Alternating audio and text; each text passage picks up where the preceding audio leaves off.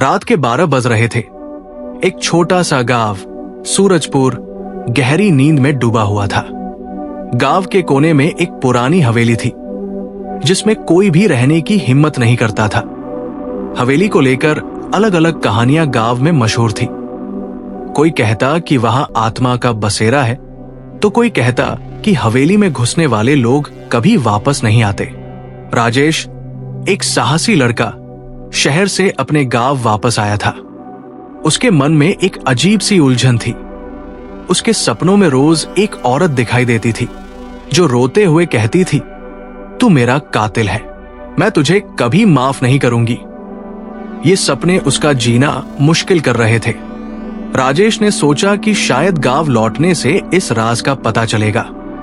राजेश के गांव लौटने पर उसका दोस्त रवि मिलने आया। रवि से राजेश ने अपने सपनों का जिक्र किया। रवि ने हंसी में उड़ा दिया और कहा, यह तेरे मन का वहम है, चल हवेली के अंदर चलकर देखते हैं, शायद तेरे सपनों का जवाब वहीं मिले। हवेली का राज। अगली रात राजेश और रवि टॉर्च लेकर हवेली के अंदर घुस गए। अंदर घुसते ही एक ठंडी हवा का झोंका आया और एक अजीब सी खुशबू हवा में फैल गई। दीवारों पर पुराने खून के दाग और खरोंचों के निशान थे। एक जगह दीवार पर बड़ा सा शब्द लिखा था, जो यहां आया वो वापस नहीं गया।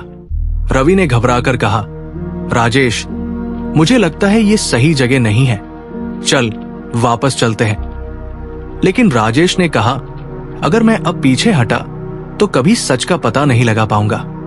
आगे बढ़ने पर उन्हें एक पुराना संदूक दिखा। जब उस संदूक को खोला गया तो एक पुरानी तस्वीर मिली।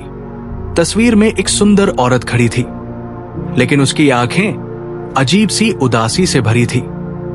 तस्वीर के पीछे लिखा था, मीरा। जब राजेश ने तस्वीर हाथ में उठाई तभी एक जोर का आवाज हुआ, जैसे कोई दीवार के पीछे कुछ गिरा हो। रवि ने डर के मारे तस्वीर छोड़ दी और कहा, मुझे लगता है यहां कुछ गड़बड़ है, चल निकलते हैं। लेकिन राजेश ने तस्वीर अपने पास रखी और बोला, मैं यहां आया हूं तो सच समझ कर ही जाऊंगा। सपना या सच। रात को घर लौटने के बाद राजेश के साथ एक अजीब घटना हुई। उसने सपने में देखा कि वही औरत मीरा उससे बात कर रही है। मीरा ने कहा, राजेश, तू मुझे भूल गया, लेकिन मैं तुझे कभी नहीं भूलूंगी। तू मेरा पापी है, तूने मुझे इस जन्म में दर्द दिया और अब तुझे अपने पाप का समाधान करना होगा। राजेश का मन घबरा गया। उसने पूरा सपना रवि को बताया। रवि ने कहा, राजेश, ये सब बस तेरे मन का डर है, चल पंडित जी से मिलते हैं। पंडित जी ने राजेश के सपनों के बारे में सुनकर कहा, बेटा, ये तुम्हारा पिछला जन्म है जो तुम्हें सता रहा है। तुमने उस औरत के साथ कुछ बुरा किया था और उसकी आत्मा शांति नहीं पाई है। तुम्हें उस हवेली में वापस जाकर श्राप का अंत करना होगा। पिछले जन्म का सच। राजेश और रवि वापस हवेली गए। इस बार वो सीधे उस कमरे में गए जहां संदूक मिला था। वहां एक पुरानी डायरी पड़ी थी। डायरी के पन्ने पलटने पर राजेश को अपने पिछले जन्म का सच पता चला। पिछले जन्म में राजेश एक जमींदार था और मीरा उसकी नौकरानी। मीरा उससे दिलोजान से मोहब्बत करती थी, लेकिन राजेश ने उसका विश्वास तोड़ दिया और उसका कत्ल कर दिया था। मीरा की आत्मा तब से शांति के लिए भटक रही थी।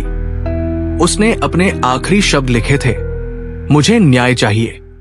डायरी पढ़ते ही राजेश के सामने मीरा का भूत आया। मीरा ने कहा, राजेश, तुझे अपने पाप का परिणाम देखना होगा।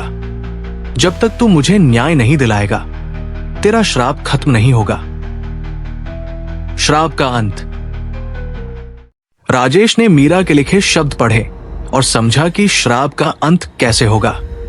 हवेली के अंदर एक तस्वीर लगी थी जो मीरा के कत्ल होने का प्रमाण थी। राजेश ने तस्वीर को आग लगा दी। जैसे ही तस्वीर जली, मीरा की आत्मा एक रोशनी में बदल गई।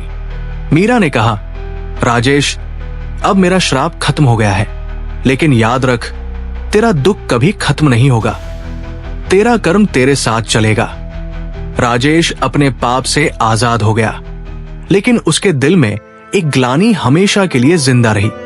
उसने अपनी पूरी जिंदगी एक साधु की तरह व्यतीत की, लेकिन उसका मन हमेशा एक ही सवाल करता रहा, क्या मैंने सच में अपने पाप का प्रायश्चित किया है? आपके साथ क्या कभी ऐसा हुआ है?